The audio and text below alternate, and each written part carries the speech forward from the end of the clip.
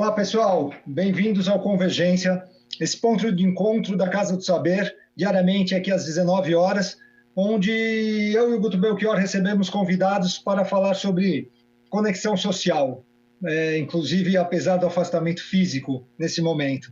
Nossos convidados de hoje são o Nelson Job, pesquisador transdisciplinar da UFRJ, e a Lilian Wurzba, né, Lilian? Eu sempre erro o seu sobrenome, nem ia ser hoje que eu ia acertar. Que é psicóloga e professora. Eu vou passar a bola hoje para o Guto primeiro, pedir para ele me ajudar com essa convergência, que essa convergência de hoje aqui ela é um caminho crítico para o que a gente vai fazer na semana que vem. Então, a gente a semana inteira falou aqui, e vai continuar falando até amanhã, sobre humanidade. Na semana que vem, a gente vai trazer a questão da interdependência, especialmente da interdependência dos seres humanos e como isso tudo, como essa interligação toda é tão importante. Então, o tema de hoje, consciência universal, ele é caminho crítico para a gente entrar nesse processo da semana que vem. Guto, me ajuda aí. Claro, Marcelão. Aí. Claro, combinadíssimo. Pessoal, boa noite a todos. Baita prazer a gente estar com vocês aqui de novo. Esperamos que todos estejam bem em casa, assistindo a gente aqui na Casa do Saber, aproveitando esse momento para conhecer um pouco mais, para evoluir, né? Aproveitar esse momento de parada para evoluir um pouco. O que a gente vai ter aqui hoje, né? Tem uma palavra que está quase uma palavra virando da moda, que é a palavra consciência. E a gente tem ouvido expressões do tipo expansão da consciência, consumo consciente, conscientização. O que a gente vai discutir aqui hoje? O que é a expansão da consciência? Então, a partir das visões da Lilian e do Nelson, a gente vai entender um pouco melhor o que é esse termo, como que ele pode ajudar a gente no dia a dia e como iniciar esse processo de expandir a nossa consciência para a gente ter uma vida melhor, vamos colocar assim. Marcelão, passo a bola para você. Boa noite a todos e vamos lá para esse papo. Legal. Eu queria começar com você, Lilian, para a gente trazer primeiro essa questão da consciência, de criar e expandir consciência, para depois esticar a conversa com o Nelson num papo aí mais de consciência universal, tá bom? Beleza. Vamos lá, então. Boa noite a todos. Boa noite, Guto, Marcelo, Nelson. É um prazer estar aqui conversando com vocês. Espero que a gente possa estabelecer aqui uma contribuição, né, para aumentar a nossa consciência, né? E é interessante essa questão, como o Guto realmente disse, ela está na moda, né? Faça com consciência, tenha um consumo consciente, exatamente essa questão do uso de forma bastante intensa e talvez sempre vem aquela pergunta, mas afinal das contas o que é consciência, né? Porque todo mundo fala, mas o que é consciência? Bom, eu vou falar de uma perspectiva, da minha perspectiva como psicóloga de orientação junguiana, né? Então eu vou me basear em todos a referência teórica que o Jung traz, né? Então, assim, eu vou tentar ser bem sintética para jogar uma primeira colocação para a gente poder discutir um pouco mais, tá? Então, basicamente, o que seria consciência? Consciência, grosso modo, seria um conhecimento ou a certeza que nós teríamos do valor emocional daquelas ideias que a gente tem sobre os motivos das nossas ações, ok? Então, tem um monte de coisa aí. Também, tentando trazer para o centro dessa discussão, na teoria junguiana, a colocação do desenvolvimento, o que significa o desenvolvimento psicológico. O desenvolvimento psicológico é justamente baseado nessa colocação sobre a consciência. É criação, grosso modo, criação e ampliação de consciência.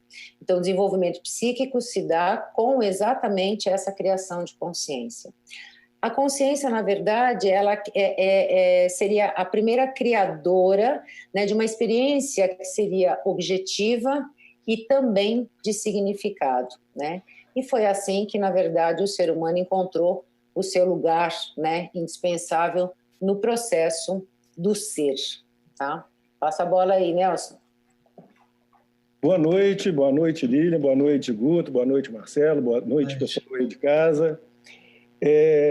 O meu trabalho, que eu chamo de Transsaberes, é sempre fazer uma relação entre filosofia, ciência moderna, arte, política e mística.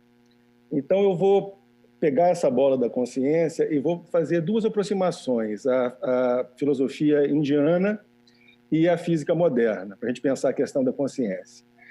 Se a gente for pegar uma linhagem que começa mais ou menos no século VIII, ali na Índia, o Advaita Vedanta, que é um pensamento não dual, ou seja, não devocional, eu não sou devoto a Deus, eu faço parte de Deus, eu sou um coágulo de Deus, eu sou uma dobra de Deus, eu sou uma expressão de Deus. Se eu fizesse nessa visão da Advaita Vedanta, tudo vem da consciência, a consciência é esse atemporal e adimensional, sem tempo e sem espaço, da onde tudo emerge. E a nossa consciência individual é mais ou menos quando essa consciência dobra sobre si e olha para si mesmo. Ela olha para si mesma, faz uma dobra, cria uma subjetividade, olha para si mesmo e fala, isso sou eu.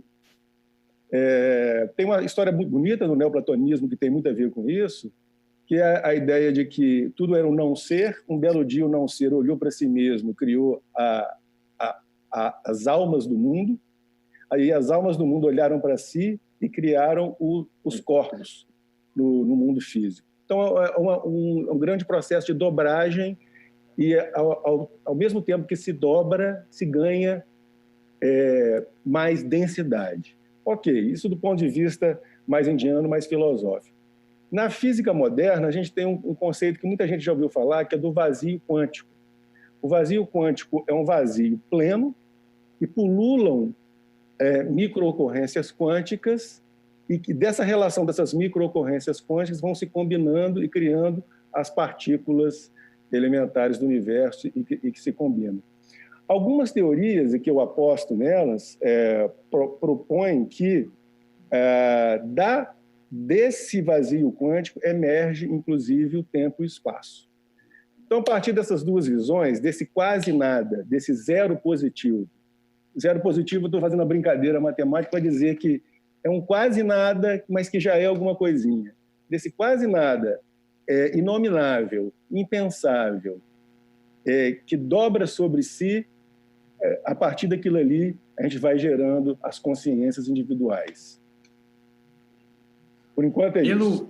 Deixa eu fazer uma questão aqui. Pelo que vocês falaram, então, é muito um processo também relacionado ao autoconhecimento, que é um tema que tem sido muito comum aqui durante essa semana, mas é como se expandir a consciência fosse, primeiro, eu entender mais sobre mim mesmo, e aí até gatilhos de emoções, algumas coisas que me tiram do prumo, então o que me motiva, o que me traz entusiasmo. Eu acho que tem esse lado, e tem um outro lado que é como se fosse a gente enxergar o nosso papel no mundo, a gente entender a nossa conexão com a gente mesmo, com o outro e com o meio ambiente. Será que essas colocações fazem sentido?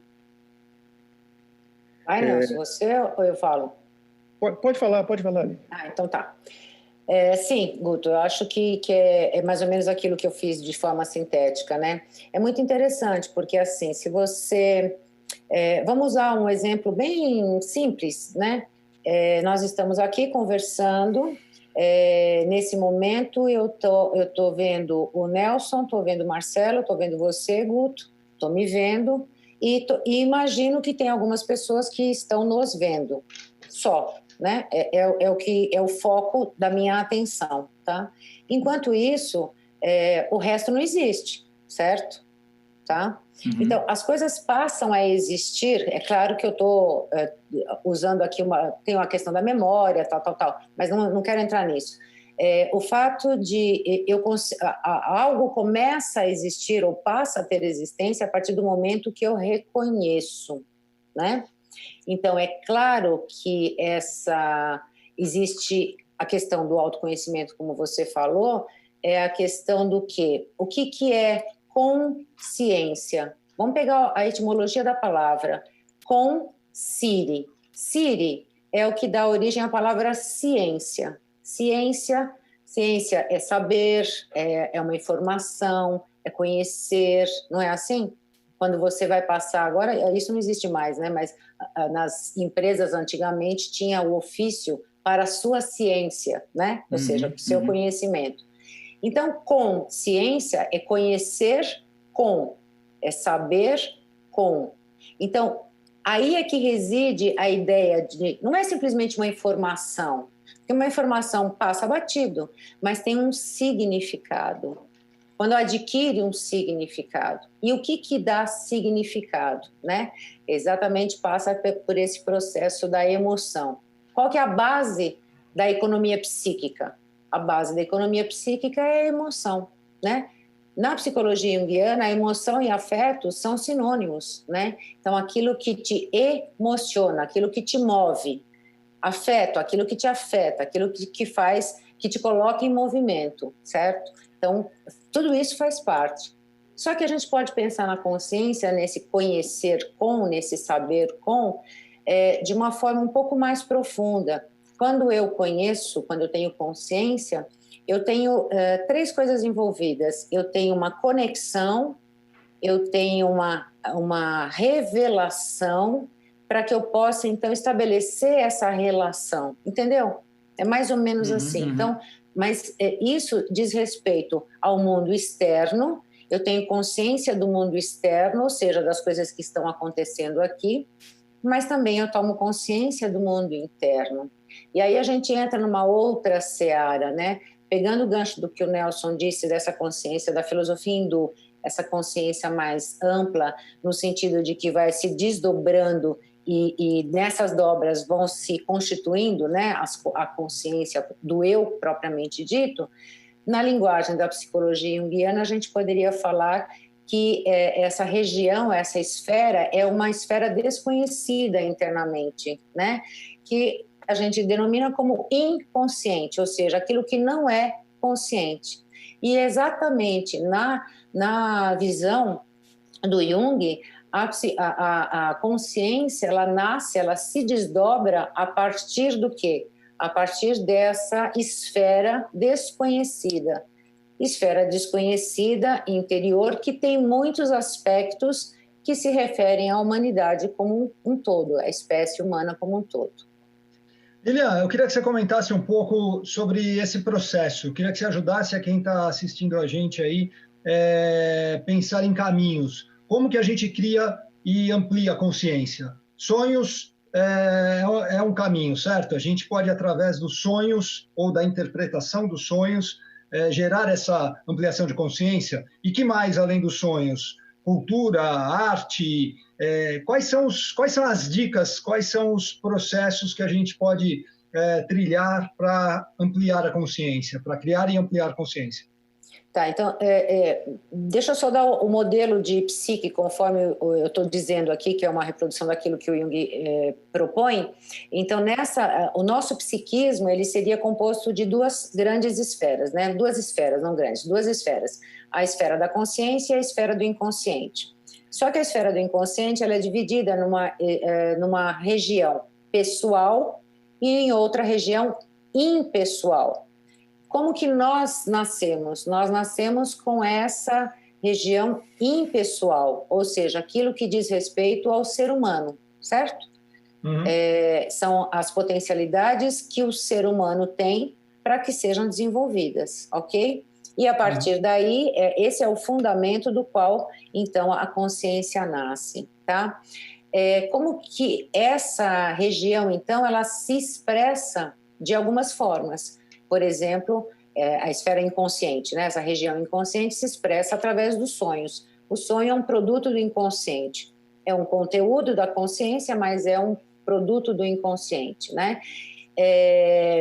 Que esses conteúdos se referem a quê? Tantos conteúdos que foram conscientes um dia, ou seja, participaram, estiveram presentes na vida do sujeito, na experiência individual do sujeito, né? E por algum motivo, então, foram parar lá no inconsciente, ou por uma repressão, enfim, ou por um esquecimento simplesmente, perder energia psíquica. Ou também existe essa esfera que é impessoal, que se manifesta também, né? E se manifesta através de uma linguagem simbólica. E o que é o símbolo? O símbolo é exatamente essa expressão de algo que a gente sabe que existe, mas que a gente não sabe o que é, né? Então, não é simplesmente um sinal, tá, gente? Não é uma coisa simples. Por exemplo, sei lá, o M amarelo e vermelho que qualquer criança identifica como McDonald's, tá? Isso é um sinal. A gente tem o significado daquilo, a gente sabe qual é. Só isso que ele representa. O símbolo, ele é carregado de um aspecto muito mais profundo, que é desconhecido, mas que procura se expressar de alguma forma, tá? Que são esses conteúdos da esfera impessoal. Como que isso aparece? Aparece, por exemplo, nos sonhos, mas aparece também nas artes, tá? Nas narrativas, pode ser a arte plástica, pode ser a arquitetura, pode ser... Enfim, a gente observa ao longo da história da humanidade representações simbólicas muito fortes que permanecem. E aparece também, por exemplo, na mitologia, que é uma linguagem simbólica, né? Aparece nas vivências místicas, para pegar o gancho, para dar um ganchinho aí para o Nelson poder seguir, né? Também a gente observa na linguagem religiosa, é uma linguagem simbólica, que expressa exatamente essa esfera mais profunda do psiquismo humano, inconsciente. Eu queria colocar, muito legal, Lilian, eu queria colocar uma questão até, eu estava lendo um livro do Nelson, que é quando ele fala dos transsaberes e de que forma o saber está cada vez mais fluido, né? A gente não tem aquela taxonomia muito concreta, mas que as coisas estão se misturando muito. Eu queria entender um pouco tua visão, Nelson, de como as pessoas podem buscar esse ponto que a Lilian trouxe, onde muitas das coisas são simbólicas, então buscar esses simbolismos na nossa vida para poder compor essa nossa consciência, para poder aumentar o nosso repertório.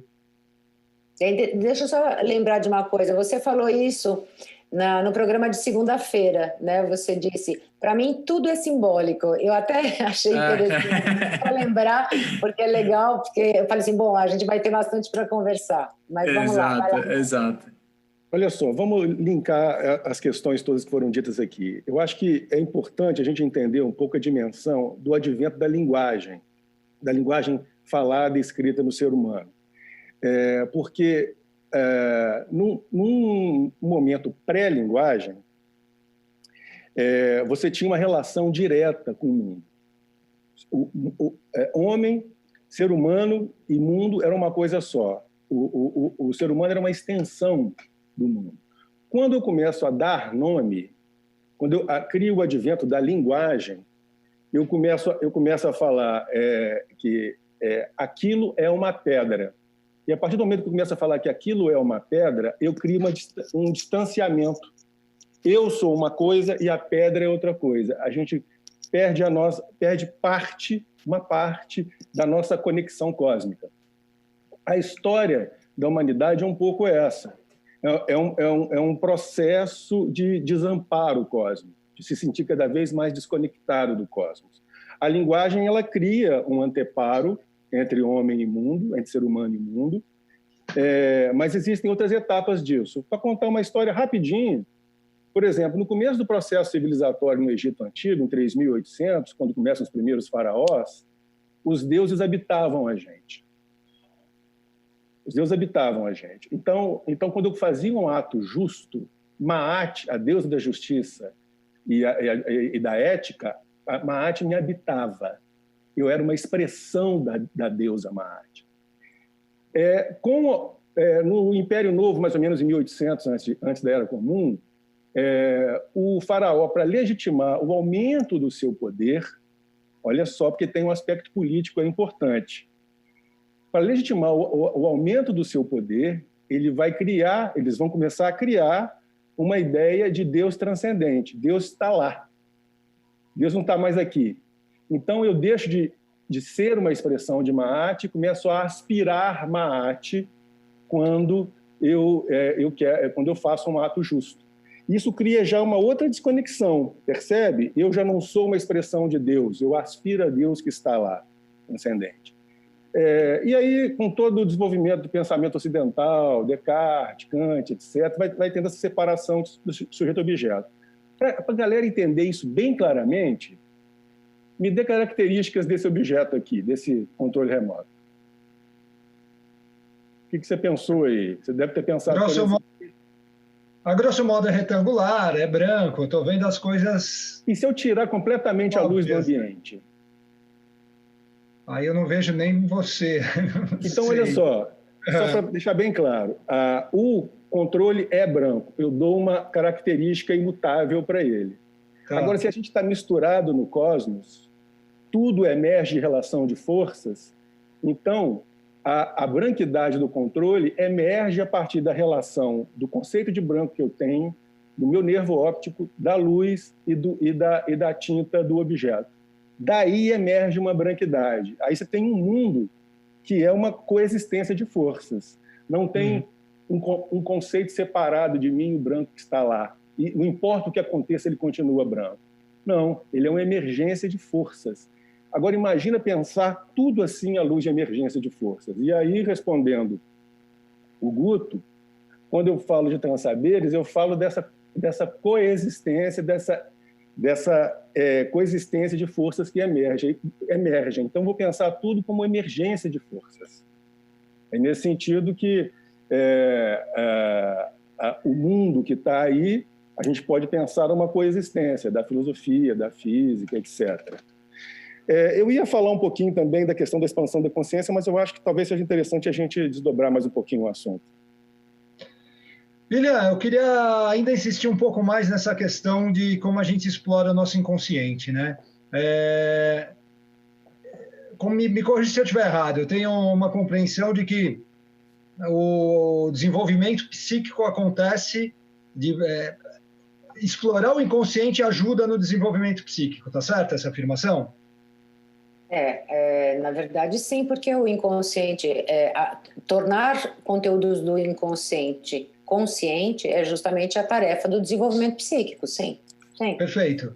E aí o que eu estava querendo trazer aqui para um aspecto mais pragmático é como a gente consegue fazer isso. Então, por exemplo, observando o que você sonhou, você acordou de manhã, o sonho está vívido.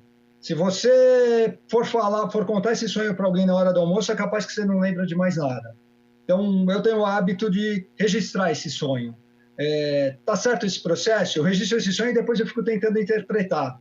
Eu estou ajudando, eu estou construindo desenvolvimento psíquico com isso. Isso é uma boa prática ou não? Tá, antes de responder essa pergunta, Marcelo, deixa eu só pegar um gancho no que o Nelson estava dizendo, que eu acho que é interessante para a gente poder fazer a convergência exatamente do que nós estamos falando, né? Que é assim, é interessante porque o que ele fala, né? O que você falou, Nelson, a coisa de antes da linguagem, ou seja, quando tudo era tudo, né? Eu acrescentaria, você falou mundo e homem, né, que se misturavam, eu acrescentaria Deus, né? Deus, mundo e homem, tudo uma coisa só, né? Então, para o pensamento primitivo ou para o homem primitivo, não havia essa diferenciação. O que é consciência? É diferenciação. Essa unidade é a unidade que a gente nasce. Então, no nosso inconsciente, né, impessoal, ou seja, aquele que todo ser humano traz, tem essas potencialidades para todas as situações, todas as tipos de comportamento. Não é bem comportamento, porque é só na expressão que é comportamento, mas todas as situações tipicamente humanas, tá? Então, a gente traz essas potencialidades e vamos exercê-las no nosso ambiente. Então, agora vou pegar o gancho. Então, essa totalidade é interessante porque faz eco naquilo que o Nelson estava dizendo. Por que é importante essa ideia do transsaber, né? Eu acho que a gente pode complementar, inclusive, com essa visão da psicologia junguiana, porque, segundo o que a gente hoje, né, pensando no que somos hoje, somos um ser psíquico, um ser físico, orgânico, claro, mas um ser psíquico. Nós nos expressamos de várias formas, nós nos expressamos através do nosso corpo, não só nos nossos movimentos, mas inclusive nas nossas doenças, né? Nas dificuldades, né? Que o corpo, ou seja, no biológico. Nós nos expressamos nos nossos pensamentos, ou seja, filosoficamente, nas nossas reflexões e questionamentos. Nós nos expressamos na nossa cultura, o fazer cultura, né? Na história, quando a gente olha para trás os nossos ancestrais. Nós nos expressamos através das nossas crenças religiosas, independente do dogma que a gente possa seguir, portanto, através... Veja quantos saberes estão aqui unidos: a medicina, a filosofia, a religião ou teologia, a história, todas as ciências, cada uma delas expressa ou trata de uma das expressões que é o ser humano, né? Então, exatamente nessas expressões que a gente pode ver, inclusive, essa expansão, de forma mais geral. De forma mais específica, como que a gente pode observar? Por exemplo, o que você falou, Marcelo, do sonho, quando eu pego um conteúdo do sonho e tento entender o que aquelas imagens estão me dizendo, eu costumo fazer, em aula, inclusive, eu costumo fazer uma analogia. Talvez o Guto não se lembre, que é mais jovem, né? Mas existia uma revistinha chamada Coquetel de Palavras Cruzadas. Ah, eu lembro, né, Lilian? Pega leve, eu lembro. E nessa revistinha tinha uma das coisas, além do caça-palavras, das palavras cruzadas, tinha aquilo que eles chamavam de carta enigmática. Essa carta enigmática eram vários símbolos, né? Várias imagens, vamos colocar imagem, várias imagens que você ia acompanhando para poder montar o texto. Não é isso? O que acontece no inconsciente, como se expressa? Através destas imagens. Só que essas imagens são imagens carregadas de emoção. Lembra que eu falei que a economia psíquica ela é baseada na emoção, ou seja, no valor que as coisas têm? Quando o inconsciente, o sistema psíquico, ele é autorregulador, ou seja, a consciência e o inconsciente funcionam para e passo. Deveria funcionar de forma equilibrada para que a gente pudesse se desenvolver. Às vezes acontece que a consciência, né, o centro da consciência, que o Jung denomina de ego, e está na moda falar ego, porque isso é ego, não sei o quê, mas assim, essa nossa identidade, às vezes a gente deseja algumas coisas que não estão de acordo com essa base inconsciente nossa. Então, a gente se distancia, que é o que o Nelson estava dizendo. O ser humano vai se distanciando cada vez mais da sua fonte, né, que seria esse inconsciente, que o desenvolvimento da consciência promove. O Jung tem uma frase interessante, ele diz assim, no volume 10, Civilização em Transição, ele diz assim: a consciência é o maior atributo do homem e, ao mesmo tempo, seu maior pecado, justamente por conta disso. Quando eu me afasto, então, se o sistema psíquico é autorregulador, o inconsciente se manifesta, ou mandando uma mensagem tipo, você está no caminho certo, ou não, você está completamente errado, veja aí como que você deve atuar. Só que como que ele se expressa? Não é na linguagem da consciência, que é a linguagem racional, com começo, meio e fim, tudo direitinho, organizado, ordenado. É numa linguagem simbólica. Então, a partir dessas imagens carregadas de emoção, por isso que como que eu vou interpretar um sonho? Eu preciso entender o que significa aquela imagem. Sonhei com uma casa amarela. O que é casa amarela para mim? Para mim, casa amarela é uma coisa, para o Marcelo é outra, para o Guto é outra, para o Nelson nem faz parte do repertório dele, não diz nada casa amarela, entendeu? Uhum. Então, desta forma, se a gente consegue entender esse conteúdo a partir dessa interpretação, eu estou me alongando um pouco, mas só para terminar, eu consigo ampliar, significa ter conhecimento das outras esferas que eu desconheço, principalmente aqueles aspectos que eu não aceito em mim. Uhum. Nós somos, nessa esfera total, né, nesse Deus, homem e mundo, pegando o gancho do Nelson de novo, nessa totalidade existe tudo aqui, tudo é tudo. Não existe diferença entre bem e mal. Os opostos não existe. É a consciência que faz essa diferenciação. Então, o que acontece?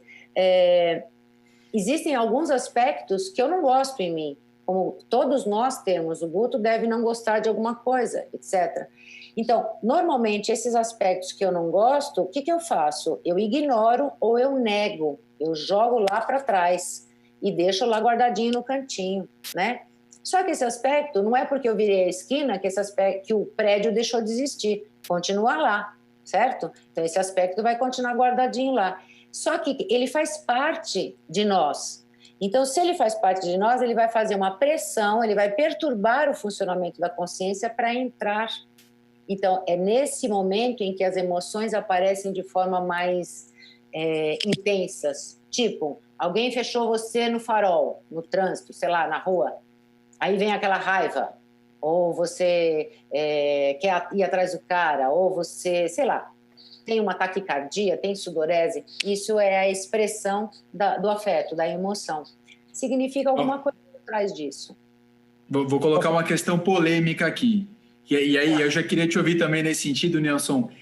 Entendendo o que você está falando, isso num aspecto micro, Lilian, será que é muita viagem a gente imaginar que o que está acontecendo com essa situação que a gente está passando é algo simbólico para talvez despertar no ser humano de novo esse lance da colaboração, de que estamos todos interconectados? Será que é muita viagem pensar isso? Então, vou pegar essas questões aí, mas para desdobrá-las bem, eu queria trazer uma dimensão da física que seria bem interessante para a gente desdobrar, que é o seguinte: tem uma interpretação da mecânica quântica que não é muito popular, mas que eu acho muito precisa e muito interessante, que é a do John Cramer e depois do Milo Wolff. O John Cramer vai dizer que o que a gente entende como partícula é a convergência de uma onda do passado com uma onda do futuro, que convergem e criam esse momento de agora. Mas o Milo Wolff vai desdobrar isso de uma forma mais interessante e vai dizer o seguinte: na verdade, não existe partícula. Eu aposto muito nessa ideia, vai ressoar com a filosofia do Whitehead, Leibniz, Deleuze. Tudo são vibrações. Tudo que existe, absolutamente tudo que existe, são vibrações. E aí, o que a gente entende como partícula, na verdade, é uma onda que vem numa vibração e encontra com uma outra onda da mesma vibração. Encontrando com uma onda da mesma vibração, elas se anulam e ganham densidade. Isso é o que a gente chama de ressonância na física, mas serve também para a questão sonora. Por exemplo, quando a gente faz om em grupo, uma voz faz om, outra faz om, e ganha densidade, fica mais grave, etc. Então, o nosso mundo físico aqui, ele tem pouca vibração, e o mundo, por exemplo, onírico, o mundo do pensamento, o mundo da consciência, são cada vez vibram mais intensamente. Quanto mais vibração, menos densidade, né? E lembrando que o que na verdade, que a gente entende como partícula é uma limitação cognitiva nossa, na verdade, de ondas estacionárias que estão vibrando em conjunto. Pegando por aí a questão, por exemplo, do sonho, eu entendo o sonho o quê? O sonho é uma vibração mais intensa do que da vigília, mas tem um contínuo. Então, por exemplo, você pode interpretar o sonho, mas seria interessante também pensar o sonho como uma possibilidade de assimilação. Por exemplo, o caso mais explícito que tem é o caso de Satisfaction, dos Rolling Stones. Kate Richards sonhou com a melodia, gravou e fez uma música. Ou o Kukele, que sonhou com a famosa... Ele sonhou com as moléculas de carbono se organizando na forma do benzeno, depois virou um Ouroboros, né? E ele pegou esse sonho e transformou em química, revolucionou a química, né, com isso. Aí, pegando o gancho do Guto, a gente tá com uma ressonância intensa mundial de uma vibração bem baixa, que é a vibração do medo, né? Aí cabe a gente, no nosso processo de vida, a gente modular nossas vibrações para que a gente vá para além disso, né? E aí a questão do sonho ajuda, mas uma tecnologia da alma importantíssimo para a gente mudar essa vibração é a meditação, por exemplo. Perfeito. E a meditação é uma forma de você acessar de uma forma consciente, né? É mais fácil, né? Eu costumo comparar, às vezes, o processo de meditação, pelo menos para mim é mais fácil, eu costumo comparar com o processo de uma ilha de edição de vídeo, né? Eu já tive produtora, então eu consigo fazer analogia dessas duas coisas. Às vezes você passa um dia inteiro captando imagens com várias câmeras, depois você joga isso tudo ali numa ilha de edição, e aí você vai decupar aquele monte de material que você captou o dia inteiro para, de repente, observar aquele ponto, aquela cenazinha que você vai colocar naquele filmezinho de 30 segundos, ou seja lá se for um filme publicitário, ou seja lá o que você esteja produzindo, né? Então, quando eu paro para meditar, eu pratico a meditação diária. Então, quando eu paro para meditar, eu tenho essa sensação, eu consigo cobrir 24 horas, né? Porque o intervalo entre uma meditação, na verdade 12, porque eu medito de manhã e medito à noite. Então, eu estou cobrindo na meditação da noite todo esse período que aconteceu durante o dia. Eu revejo o meu dia, né? E ali eu ganho consciência de coisas que tinham passado despercebido e que eu posso, no dia seguinte, fazer diferente, porque eu estou consciente do que aconteceu. Antes de adotar esse hábito, há 13 anos atrás, eu me sentia muito mais refém do mundo, muito mais um pedaço de madeira jogado no mar ali. O mundo está indo e está me levando. A partir do momento que eu adotei essa prática, eu consigo entender muito mais rápido, no intervalo muito menor, né? Todo dia eu paro para analisar, você tem muito menos material, né? Comparando de novo com a ilha de edição, é como se você tivesse material de uma filmagem pequena ali. Então é muito mais fácil você encontrar as coisas e, evidentemente, corrigir a rota, né? Você foi extremamente bergsoniano aí. O Bergson, no Matéria e Memória, ele vai dizer claramente que o cérebro, ele está falando na virada do século XIX para o século XX, né? Ele vai dizer que o cérebro é uma espécie de central de telefone no tempo e na consciência cósmica, que ele vai chamar de virtual. A gente pode trocar tranquilamente hoje em dia a central de telefone por Google. O cérebro ele é um Google no tempo e na consciência cósmica. Então, você tem aquelas várias imagens no som e, quando você acorda, você edita através do cérebro, criando uma narrativa. Mas, assim, tecnicamente falando, eu gosto muito da técnica do Advaita Vedanta de auto-inquirição, que é muito simples,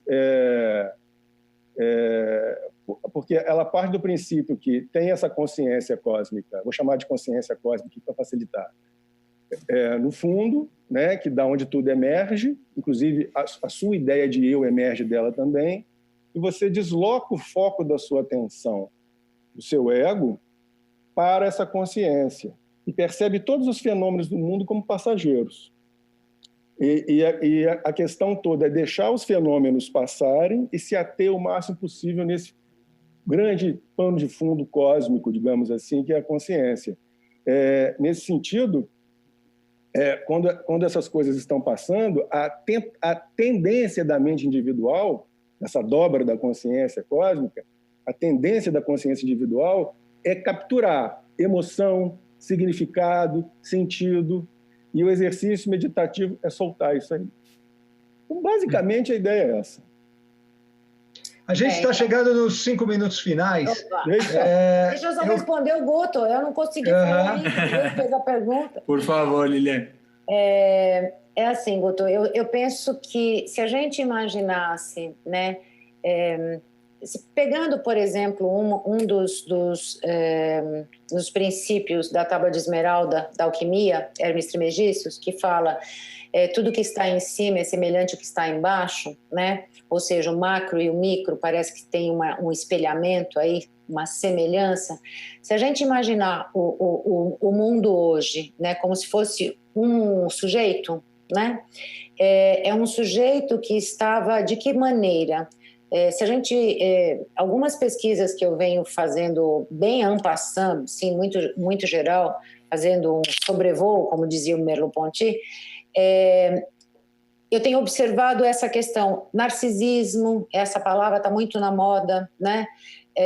Uma valorização do indivíduo, do eu faço porque eu tenho direito, porque eu, né? E não que o eu, o ego, não seja importante, ele é o centro da consciência, é o centro, é a nossa identidade. Não é que não estou colocando deixando de lado a importância que ele tem, mas essa unilateralização, esse individualismo que a gente caminhou, né? Essa separação, vamos usar um pouquinho da ideia do Nelson, mas na linguagem junguiana, essa separação da consciência da sua base original, né, que seria o fundamento, ele chama de consciência cósmica, eu chamo de inconsciente impessoal ou inconsciente coletivo, tá? Quando a gente está nesse afastamento, esse mundo, né, se fosse um psiquismo só, essa separação dessas raízes levou ao quê? Levou a um adoecimento, que é o que acontece no indivíduo. Pega no macro e o micro, o que acontece quando a gente se distancia demais? A gente adoece, ou psiquicamente ou organicamente, a psicossomática está aí para mostrar vários estudos que corroboram isso, né? Então, esse adoecimento é muito interessante, pensando na ideia do narcisismo, do individualismo, né? Que ficou tão em voga, né, nesses últimos tempos, embora com uma universalização, ou seja, a gente se locomove, se movimenta para o mundo inteiro, a gente tem acesso à informação do mundo inteiro, mas tudo para mim só, né? Tudo voltado para os meus interesses, para a minha vontade, é isso que vale.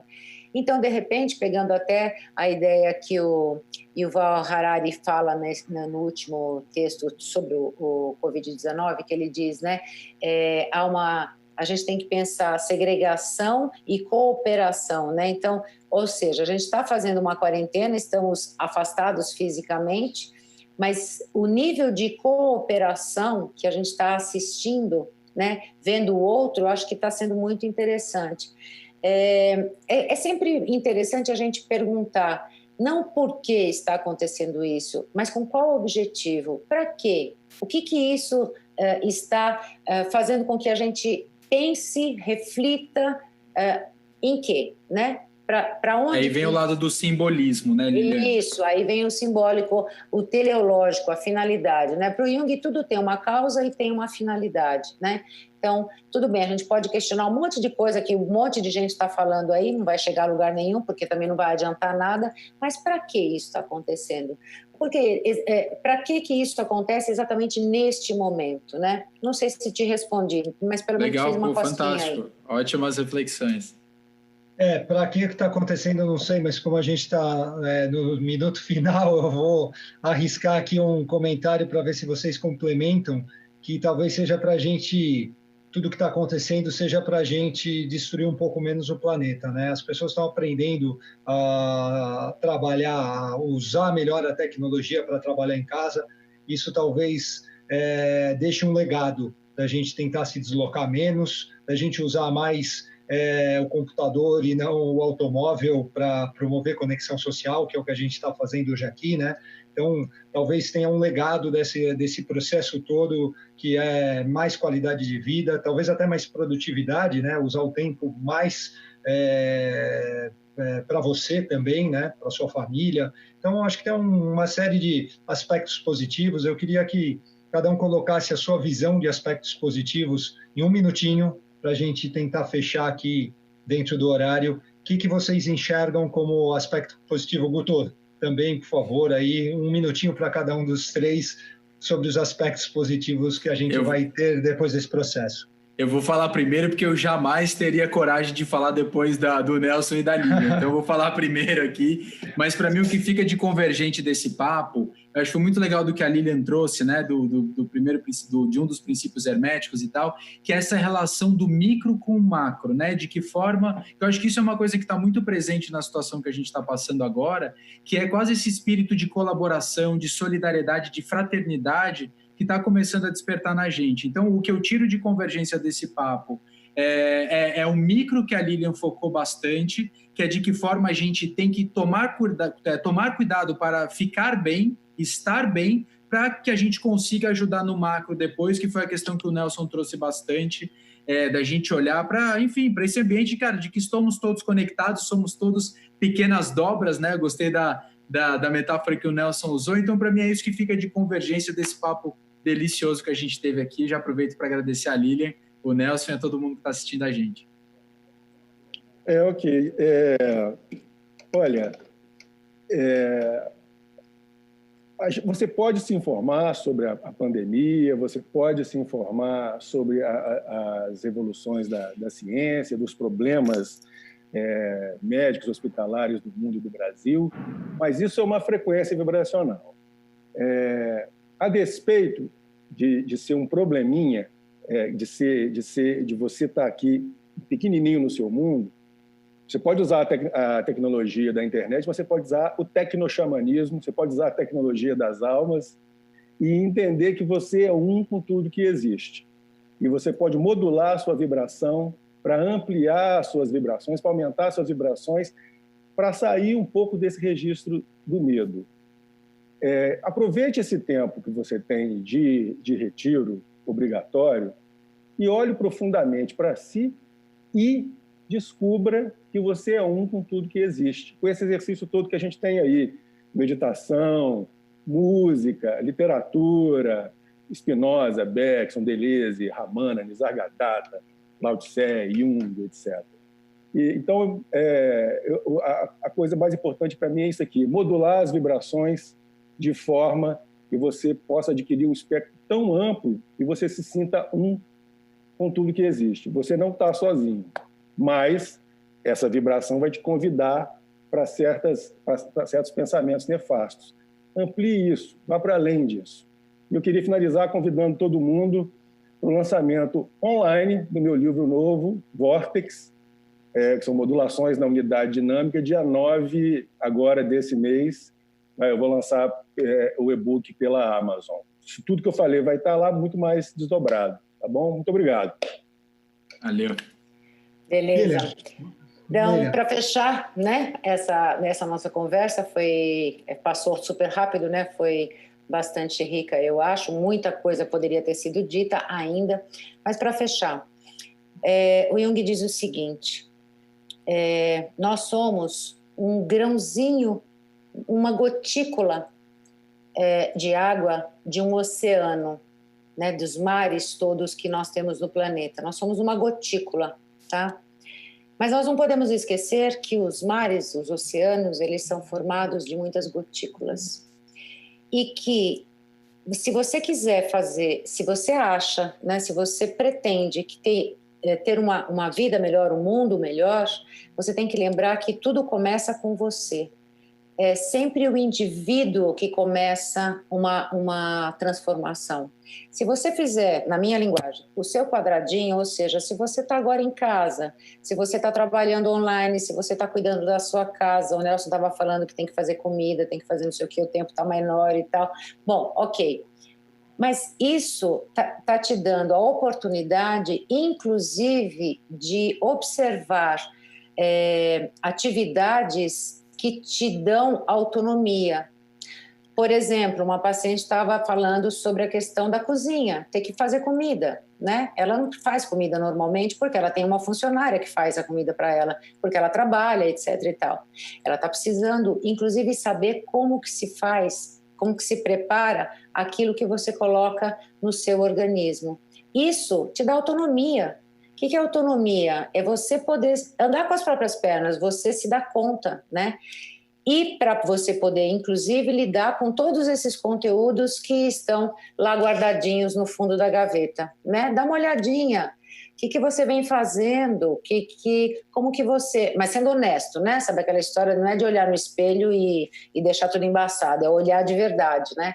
Aproveita para olhar quais são os aspectos, quais são os pontos, mesmo que sejam pequenos, que você pode estar contribuindo no teu prédio, com o seu vizinho, aqui dentro do seu espaço. O que você pode fazer?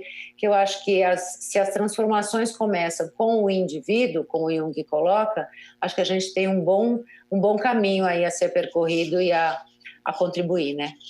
Legal. Muito obrigada, gente. Valeu. Acho que o que eu consigo conectar do que eu ouvi de ambos aí, de todos nós aqui nesse papo, é que a gente precisa ser mais autônomo para ser colaborativo, né? Então, acho que está na hora de olhar para dentro, fazer a lição de casa, amarrar o cadarço para a gente conseguir construir uma sociedade mais conectada. Para falar amanhã um pouco sobre essa transformação social, vem com a gente aí o Pierre Morot, que vai trazer questões da ética, passando aí por universalismo versus utilitarismo. A gente vai ter também o Augusto Shoa, que vai trazer a comunicação com um viés bem de comunicação empática. Então, fica o convite aí para mais um Convergência amanhã às 19 horas. Beleza. Muito obrigado, Nelson. Muito obrigado. Valeu. Obrigadão, gente.